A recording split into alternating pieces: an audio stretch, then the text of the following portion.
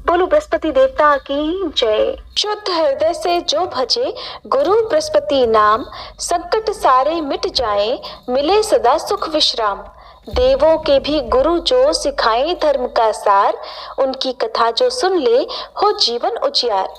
बृहस्पति देवता की जय। बृहस्पति देवता जो देवताओं के गुरु और विद्या, धर्म और न्याय के प्रतीक हैं, उनकी कथा सुनना हमारे जीवन को सकारात्मक ऊर्जा और शुभता से भर देता है। ये कथा हमें सिखाती है कि ज्ञान और धर्म के मार्ग पर चलकर हर बाधा को पार किया जा सकता है। आइए श्रोताओं, पूर्ण श्रद्धा से बृहस्पति देव की कथा का श्रवण करते हैं और कथा के अंत में आप सभी आरती भी सुनिएगा। बृहस्पति देवता को सभी देवी देवताओं का गुरु माना गया है, जो कि किसी भी व्यक्ति को ज्ञान और सौभाग्य का वरदान प्रदान करते हैं। ऐसी मान्यता है कि अगर किसी व्यक्ति पर देव गुरु बृहस्पति की कृपा हो जाए तो उसे जीवन में फिर किसी भी बात की, किसी भी सुख की कोई कमी नहीं रहती। पुराणों में बृहस्पति देव को महर्षि अंगिरा का पुत्र बताया गया है। मान्यता है कि जब महर्षि अंगिरा की पत्नी को बहुत समय तक कोई संतान नहीं हुई, तब उन्होंने भगवान ब्रह्मा जी से प्रार्थना की। तब ब्रह्मा जी ने उन्हें एक व्रत बताया जो कि पुंसवन व्रत कहा जाता है। इसके बाद महर्षि अंगिरा की पत्नी ने इस व्रत की पूरी जानकारी श्री सनत कुमारों से लेकर अपना पुंसवन व्रत पूर्ण किया, जिसके पुण्य प्रताप से उन्हें एक बहुत ही तेजस्वी संतान की प्राप्ति हुई, जिन्हें ही बृहस्पति के नाम से जाना जाता है। नवग्रहों के श्रेष्ठ बृहस्पति मात्र एक ग्रह नहीं है, वरन देवताओं के भी गुरु हैं। ब्रह्मा जी के मानस पुत्र महर्षि अंगिरा के 3 पुत्र हुए, बृहस्पति, उतथ्य और संवर्त। इनमें बृहस्पति सबसे ज्येष्ठ अर्थात बड़े हैं। बृहस्पति अत्यंत सत्व गुणों से युक्त, वाणी, बुद्धि और ज्ञान के अधिष्ठाता तथा महान परोपकारी हैं। बृहस्पति देव अपने एक रूप से देव पुरोहित के रूप में इंद्र सभा ब्रह्म सभा में विराजमान रहते हैं और दूसरे रूप से ग्रह के रूप में प्रतिष्ठित होकर नक्षत्र मंडल में विराजमान रहते हैं। बृहस्पति देव के देवताओं के गुरु बनने के पीछे एक अत्यंत सुंदर कथा स्कंद पुराण में वर्णित है, जिसके अनुसार एक समय देव गुरु बृहस्पति ने काशी में शिवलिंग की स्थापना कर घोर तपस्या की। तपस्या करते हुए 10,000 वर्ष बीत गए। तब महादेव उस शिवलिंग से प्रकट हुए और बृहस्पति जी से कहने लगे, मैं तुम्हारी तपस्या से प्रसन्न हूँ, अपना अभीष्ट वर मांगो। अपने सामने उन अत्यंत प्रकाशवान तेजोमय शिव को देखकर बृहस्पति उनकी स्तुति करने लगे कि हे जगन्नाथ, आप त्रिगुणातीत, जरा मरण से रहित, त्रिजगन्मय, भक्तों का उद्धार करने वाले और शरणागत वत्सल हैं। आपके दर्शनों से ही मैं कृतकृत्य हो गया हूँ, मेरी समस्त कामनाएं पूरी हो गई हैं, अतः अब कुछ भी अप्राप्त नहीं रह गया। बृहस्पति की ऐसी स्तुति सुनकर महादेव ने और भी अधिक प्रसन्न होकर उन्हें अनेक वर दिए और कहा, हे अंगिरस, तुमने बृहत अर्थात बड़ा तप किया है, इसलिए तुम इंद्रादि देवों के पालक तथा ग्रहों में पूज्य हो जाओगे और तुम्हारा नाम बृहस्पति होगा। महादेव ने आगे कहा, हे ग्रहाधीश, तुम बड़े वक्ता और विद्वान हो, इसलिए तुम्हारा नाम वाचस्पति भी होगा। जो प्राणी तुम्हारे द्वारा स्थापित इस बृहस्पतिश्वर लिंग की आराधना करेगा और तुम्हारे द्वारा की गई स्तुति का पाठ करेगा, उसे मनोवांछित फल प्राप्त होगा तथा ग्रह जनित कोई अन्य बाधा उसे पीड़ित नहीं करेगी। इतना कहकर महादेव ने सभी देवताओं को बुलाकर बृहस्पति जी को देवाचार्य तथा देवगुरु के पद पर प्रतिष्ठित कर दिया। बृहस्पतिवार व्रत की पौराणिक कथा के अनुसार प्राचीन समय की बात है, भारतवर्ष में एक राजा राज्य करता था। वह बड़ा प्रतापी और दानी था। वह नित्य प्रति मंदिर में भगवान के दर्शन करने जाता था। वह ब्राह्मण और गुरु की सेवा किया करता था। उसके द्वार से कोई भी याचक निराश होकर नहीं लौटता था। वह प्रत्येक गुरुवार को व्रत रखता और पूजन करता था। हर दिन गरीबों की सहायता करता था, परंतु ये सब बातें उसकी रानी को अच्छी नहीं लगती थी।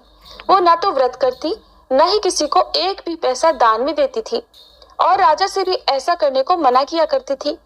एक समय की बात है कि राजा शिकार खेलने वन को चले गए थे।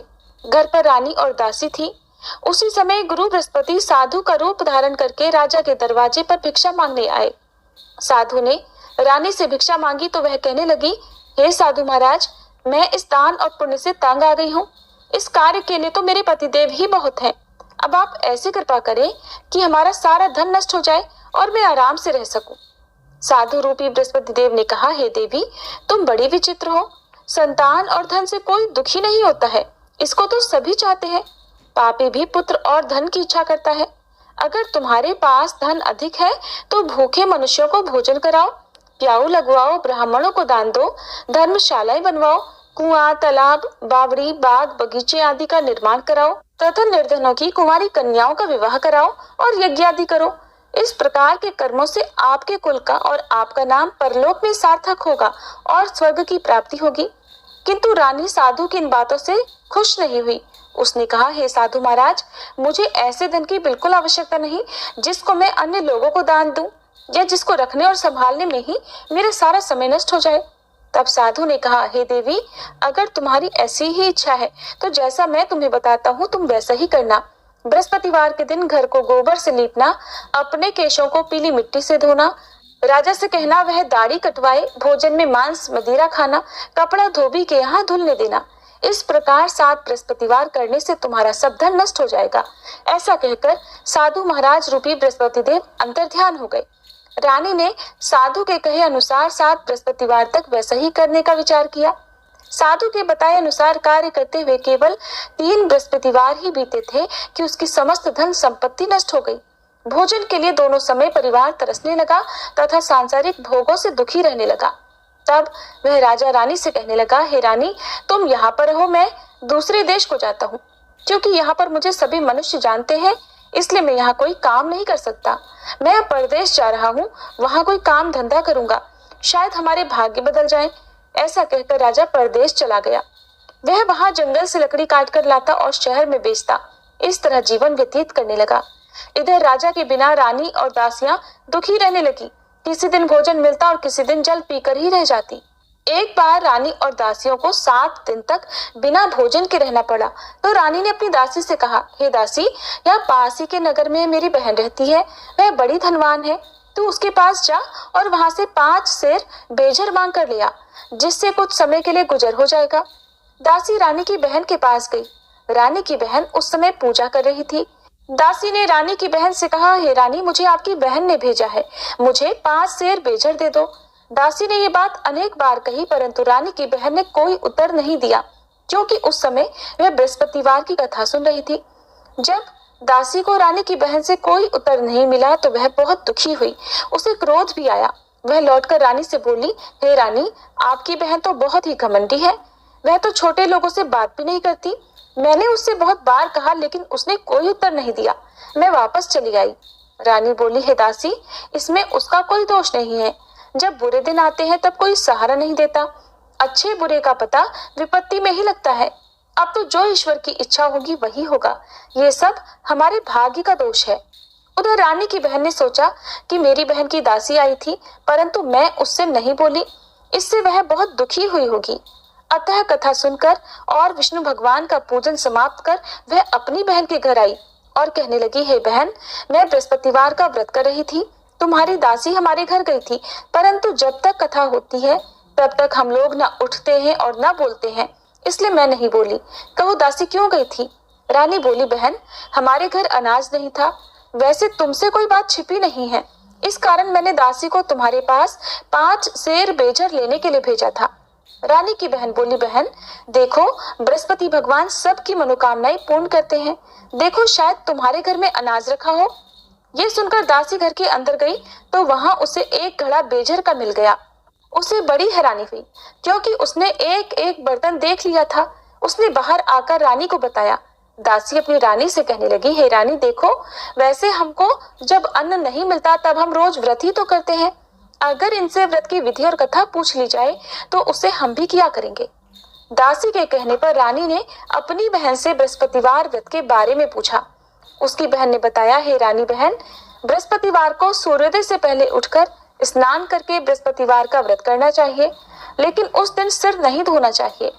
बृहस्पतिवार के व्रत में चने की दाल और मुनक्का से विष्णु भगवान का केले के वृक्ष की जड़ में पूजन करें तथा दीपक जलावे। उस दिन एक ही समय भोजन करें। भोजन पीले खाद्य पदार्थ का करें और कथा सुने। इस प्रकार करने से गुरु भगवान प्रसन्न होते हैं अन्न पुत्र धन देते हैं, मनोकामना पूर्ण करते हैं। व्रत और पूजन की विधि बताकर रानी की बहन अपने घर लौट गई।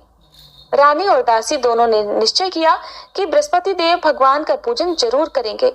7 दिन बाद जब बृहस्पतिवार आया तो उन्होंने व्रत रखा।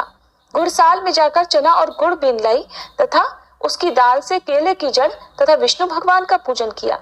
अब पीला भोजन कहाँ से आए? दोनों बड़ी दुखी हुई, परंतु उन्होंने व्रत किया था, इस कारण बृहस्पति देव भगवान प्रसन्न थे। एक साधारण व्यक्ति के रूप में वे 2 थालों में सुंदर पीला भोजन लेकर आए और दासी को देकर बोले, हे दासी, ये भोजन तुम्हारे और रानी के लिए है, तुम दोनों कर लेना।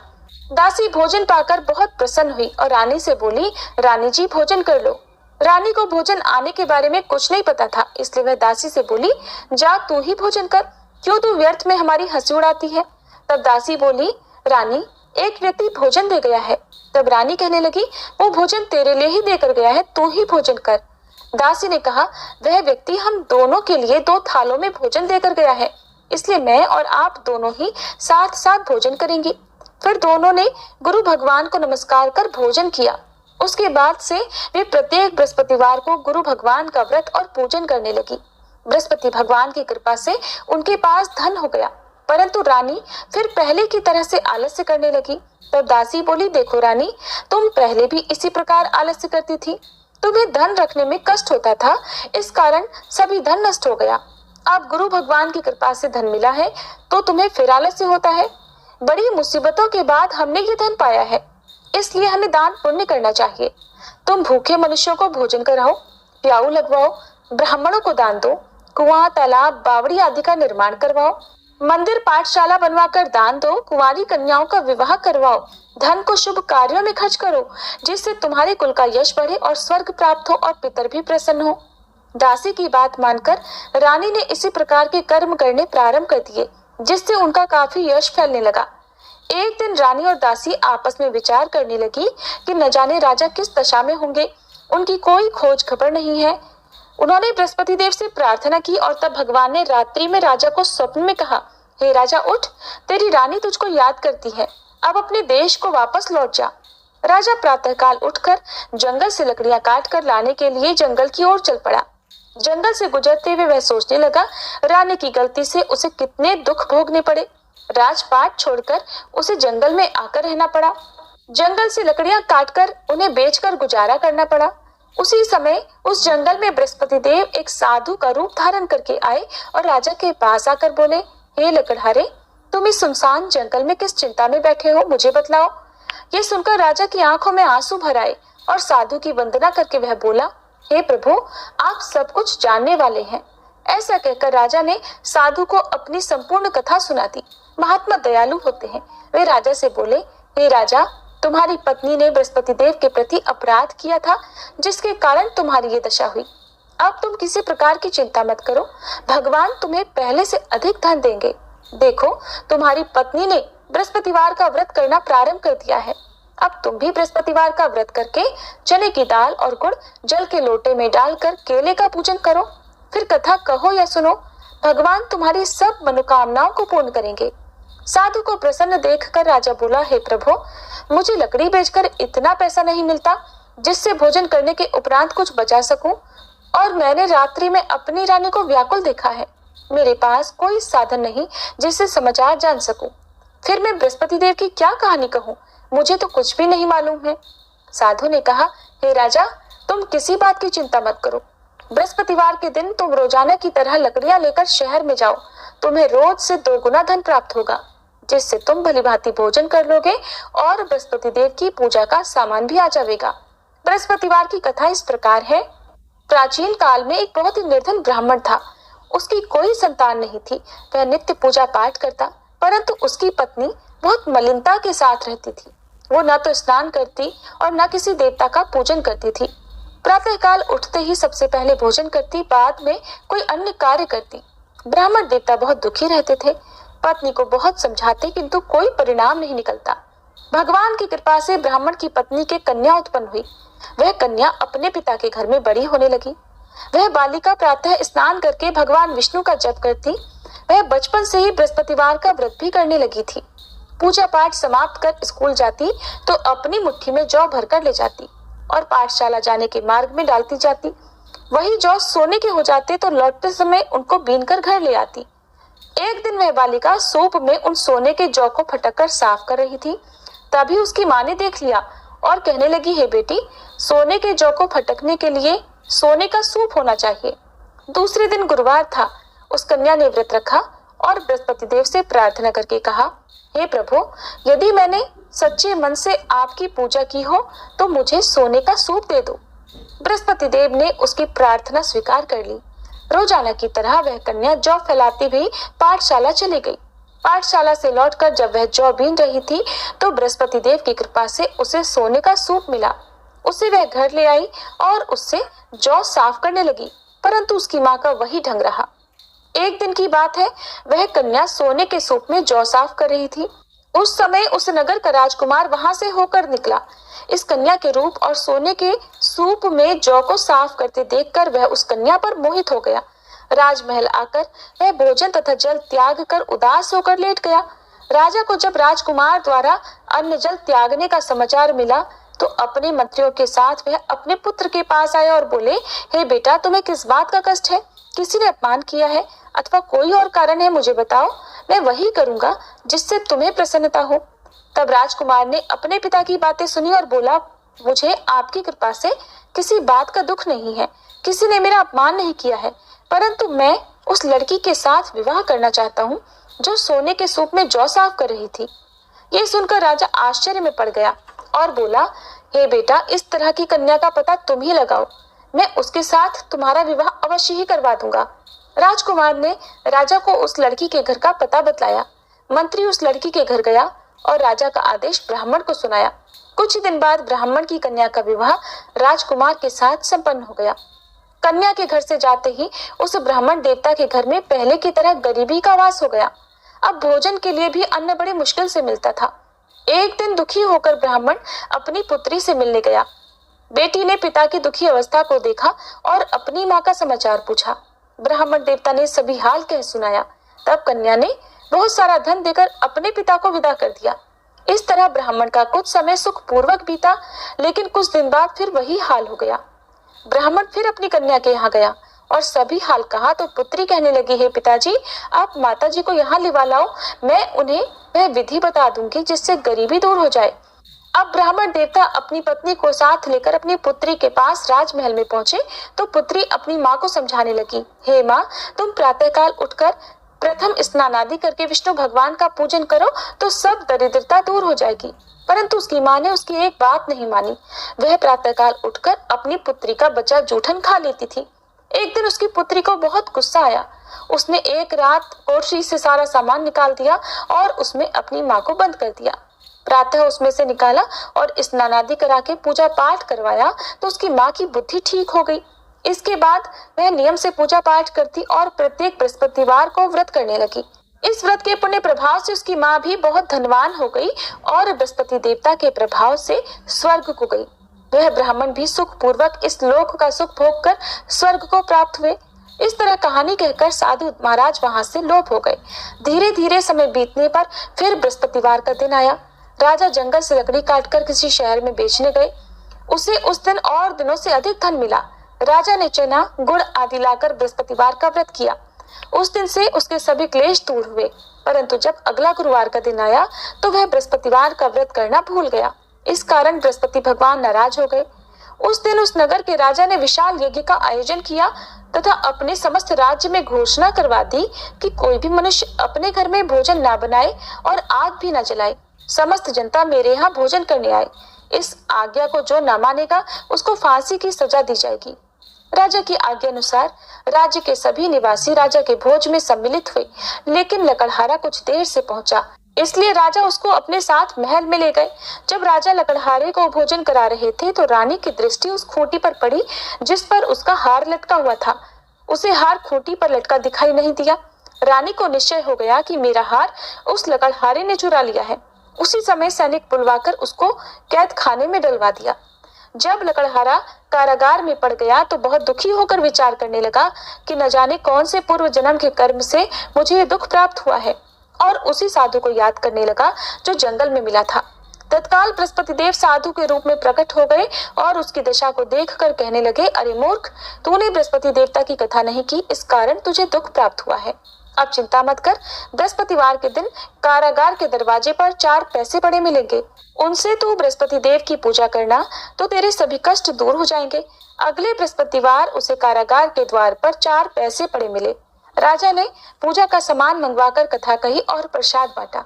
उसी रात्रि को बृहस्पति देव ने उस नगर के राजा को स्वप्न में कहा, हे राजा, तूने जिस आदमी को कारागार में बंद करा दिया है वह निर्दोष है, वह राजा है, उसे छोड़ देना। रानी का हार उसी खूंटी पर लटका हुआ है, अगर तू ऐसा नहीं करेगा तो मैं तेरे राज्य को नष्ट कर दूंगा। राजा प्रातःकाल उठा और खूंटी पर हार टंगा देखकर लकड़हारे को बुलाकर क्षमा मांगी तथा राजा के योग्य सुंदर वस्त्र आभूषण भेंट कर उसे विदा किया। गुरुदेव की आज्ञा अनुसार राजा अब अपने नगर को चल दिया। राजा जब नगर के निकट पहुंचा तो उसे बड़ा ही आश्चर्य हुआ। नगर में पहले से अधिक बाग, तालाब और कुएं तथा बहुत सी धर्मशाला, मंदिर आदि बने हुए हैं। राजा ने पूछा कि ये किसका बाग और धर्मशाला है? तब नगर के सब लोग कहने लगे, ये सब रानी और दासी द्वारा बनवाए गए हैं। राजा को आश्चर्य हुआ और गुस्सा भी आया। जब रानी ने खबर सुनी कि राजा आ रहे हैं तो उसने अपनी दासी से कहा, हे दासी, देख, राजा हमको कितनी बुरी हालत में छोड़ गए थे, वह हमारी ऐसी हालत देखकर लौट ना जाए, इसलिए तो दरवाजे पर खड़ी हो जा। रानी की आज्ञा अनुसार दासी दरवाजे पर खड़ी हो गई। जब राजा आए तो उन्हें अपने साथ महल में लिवा लाई। तब राजा ने क्रोध करके अपनी तलवार निकाली और पूछने लगा, बताओ, ये धन तुम्हें कैसे प्राप्त हुआ है? तब रानी ने बताया, हमें ये सब धन बृहस्पति देव के व्रत के प्रभाव से प्राप्त हुआ है। राजा ने तब निश्चय किया कि 7 रोज बाद तो सभी बृहस्पति देव का पूजन करते हैं, परंतु मैं रोजाना दिन में 3 बार कथा कहा करूंगा तथा रोज व्रत किया करूंगा। अब हर समय राजा के दुपट्टे में चने की दाल बंधी रहती तथा दिन में 3 बार वह कथा कहता। एक दिन राजा ने विचार किया कि चलो अपनी बहन के यहाँ आवे।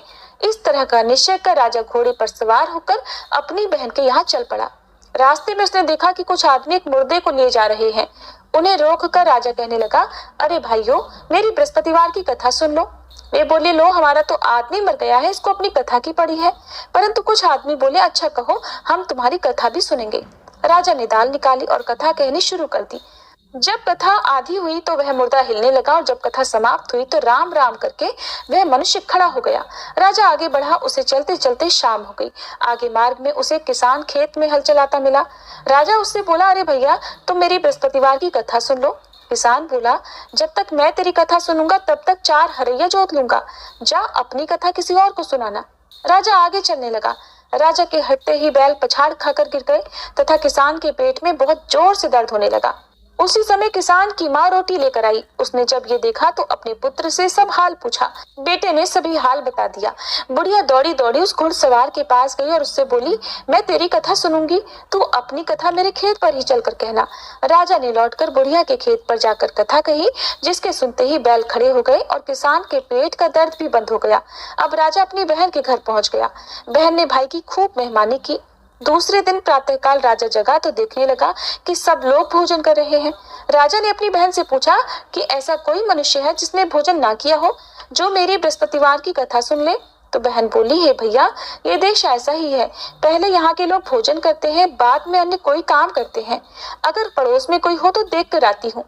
ऐसा कहकर बहन देखने चली, परंतु उसे कोई भी ऐसा व्यक्ति नहीं मिला जिसने भोजन नहीं किया हो। फिर वह एक कुम्हार के घर गई जिसका लड़का बीमार था। उसे पता चला कि उसके यहाँ 3 दिन से किसी ने भोजन नहीं किया है। रानी ने अपने भाई की कथा सुनने के लिए कुम्हार से कहा तो वह तैयार हो गया। तब राजा ने जाकर बृहस्पतिवार की कथा कही, जिसको सुनकर उसका लड़का ठीक हो गया। अब तो राजा की प्रशंसा होने लगी।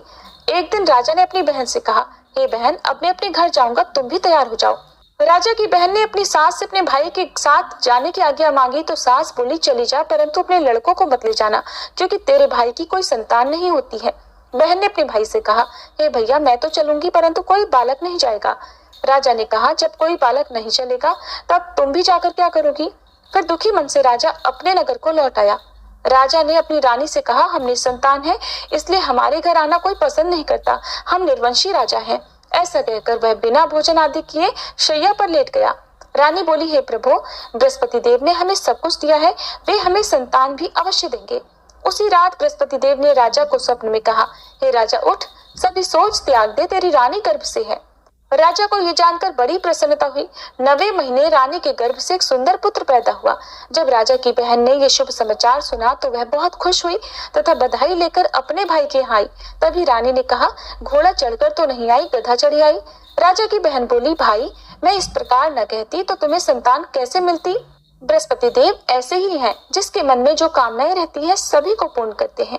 जो सद्भावना पूर्वक बृहस्पतिवार का व्रत करता है और कथा पढ़ता है अथवा सुनता है, दूसरों को सुनाता है, बृहस्पति देव उसकी सभी मनोकामनाएं पूर्ण करते हैं। बृहस्पति देव उनकी सदैव रक्षा करते हैं। जो संसार में सद्भावना और सच्चे मन से बृहस्पति देव का पूजन करते हैं, उनकी सभी मनोकामनाएं उसी प्रकार पूर्ण होती हैं जैसे रानी और राजा ने बृहस्पति देव की कथा का गुणगान किया, उनकी सभी इच्छाएं बृहस्पति देव ने पूर्ण की। मनुष्य को हृदय से उनका मनन करते हुए जयकार करनी चाहिए। प्रेम से बोली बृहस्पति देवता की जय। ये थी बृहस्पतिवार व्रत कथा। अब सुनिए आरती।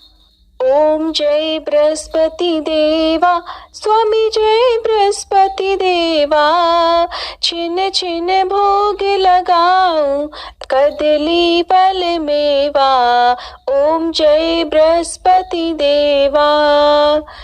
तुम पूर्ण परमात्मा, तुम अंतर्यामी, स्वामी तुम अंतर्यामी।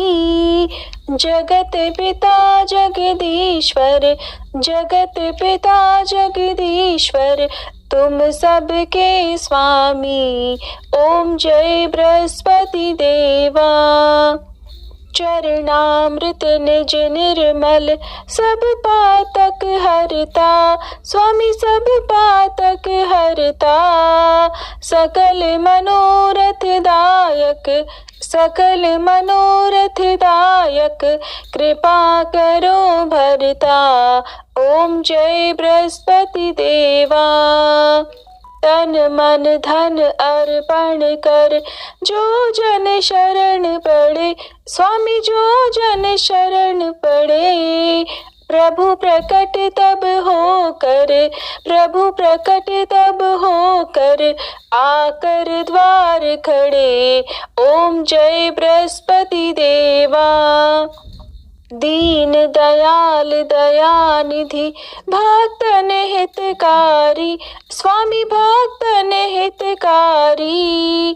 पाप दोष सब हरता, पाप दोष सब हरता, भव बंधन हारी। ओम जय बृहस्पति देवा। सकल मनोरथ दायक, सब संशय तारो, स्वामी सब संशय तारो। विषय विकार मिटाओ, विषय विकार मिटाओ, संतन सुखकारी। ओम जय बृहस्पति देवा। जो कोई आरती तेरी प्रेम सहित गावे, स्वामी प्रेम सहित गावे। ज्येष्ठानंद बंद सो सो निश्चय पावे। ओम जय बृहस्पति देवा। ओम जय बृहस्पति देवा, स्वामी जय बृहस्पति देवा। छिन छिन भोग लगाऊं, कदली फल मेवा। ओम जय बृहस्पति देवा। दोस्तों, आपको बृहस्पतिवार की कथा कैसी लगी कृपया कमेंट कर ज़रूर बताएं। वीडियो पसंद आया हो तो लाइक करें और अपने दोस्तों के साथ शेयर करें। कमेंट बॉक्स में जय श्री कृष्ण लिखना ना भूलें। ऐसी ही और सी बहुत सारी कहानियों को सुनने के लिए चैनल को सब्सक्राइब जरूर करें। बृहस्पति देव की जय।